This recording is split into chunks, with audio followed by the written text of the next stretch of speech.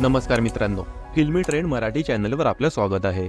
मित्रांनो, तुला शिकवीन चांगल्याच धडा या मालिकेत सध्या अक्षरा अधिपतीमध्ये दुरावा आल्याचा सिक्वेन्स सुरू आहे। अशातच मालिकेत नुकतीच अक्षराच्या परदेशातील मित्राची एंट्री झाली। या मित्रामुळे अधिपती व अक्षरा यांच्या नात्यात दुरावा आल्याचं पाहायला मिळत आहे। नुकत्याच झालेल्या भागात अक्षराने मॅक्सच्या खांद्यावर डोकं ठेवलेलं असतानाच तिथे नेमका अधिपती येतो आणि त्या दोघांना एकत्र बघून अधिपतीच्या मनात त्यांच्याविषयी गैरसमज निर्माण होतो। यामुळे अक्षरा आपलीच फसवणूक करत आहे या विचाराने अधिपतीचे डोळे पाणावतात। अशातच आता दोघांमधील नात्यात आणखी दुरावा येणार आहे। मालिकेच्या आगामी कथानकाशी संबंधित एक प्रोमो नुकताच प्रेक्षकांच्या भेटीला आला आहे। झी मराठी वाहिनीने शेअर केलेल्या या प्रोमो मध्ये एकीकडे अक्षराची बहीण इरा तिच्या नावाने पत्र आल्याचे सांगते, तर दुसरीकडे भुवनेश्वरी अधिपतीसाठी पत्र आल्याचे सांगते। पुढे दोघेही पत्र उघडतात तेव्हा अक्षराच्या हातात असलेल्या पत्रात अधिपतीने असं लिहिलेलं असतं की आम्ही तुमच्यासही घाई गडबडीत लग्न केलं तेव्हा असं वाटलं होतं की संसार कराल, पण तुम्ही संसाराची शाळा केली। तर अक्षराच्या पत्रात आता आपण संसार करू शकतो हे मला वाटत नाही असं लिहिलेलं असतं। अधिपती व अक्षरा यांना हे पत्र वाचून मोठा धक्का बसल्याचं या प्रोमो मधून दिसत आहे।